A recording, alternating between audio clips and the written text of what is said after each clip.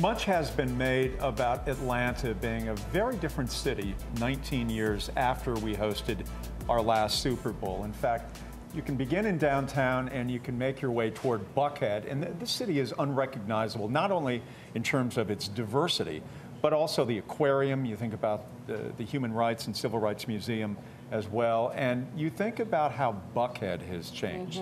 Buckhead is virtually unrecognizable, at least the business district, from what it was in the year 2000. Yeah, it was a double homicide that took place there that changed a lot of things for it. Investigator Rebecca Lindstrom has that story about the evolution of Buckhead then and now.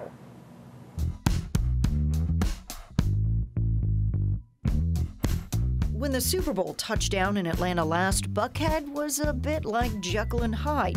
The opulent estates and shopping districts by day, the wild, raucous row of revelers by night. People could walk up and down the streets, you know, and go from bar to bar. So what's so bad about that? Nothing was so bad about that, except for the problems that kind of come with it sometimes. There were nearly 100 bars packed into 3 blocks. Danny Donovan worked as a bartender at the Cobalt Lounge the night those problems made national news. The Super Bowl was over, but the party was just getting started. It was amazing. We had 350 sports stars on the guest list. Baltimore Raven linebacker Ray Lewis among them. As the night came to an end and patrons poured out, 2 men were found stabbed to death. Lewis and 2 associates were the prime suspects. While no one was ever convicted, the community was convinced something needed to change. It was not safe, frankly. So business leaders pulled money to install about 24 security cameras monitored by police. They were put up on corners, primarily in the nightclub area. The city also ordered the bars to close sooner, and they were eventually closed down to turn the heart of the district's dark side into a shiny shopping mecca. Which does Rodeo Drive to shame. I mean, it's so much better and bigger.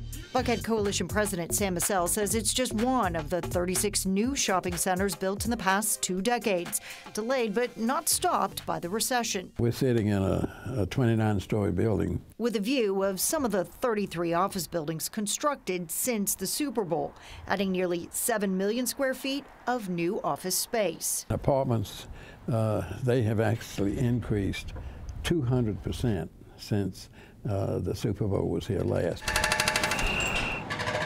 And there are more on the way. But don't be fooled, Buckhead still has 2 sides.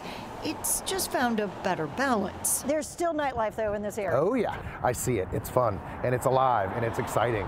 And it just may not be as concentrated. So that's the difference. It's spread out. There's the West Village and South Buckhead. That's where you'll find Donovan now. He says 1,500 people packed his show at the district on Friday. And it's still Buckhead. Oh, it's still Buckhead. You know, shortly after Buckhead put up those security cameras, Midtown followed. Yeah, APD now monitors about 8,000 public and private security cameras throughout the city. That is a big difference from 19 years ago. Oh, man, right. No kidding. All right, now we're checking back.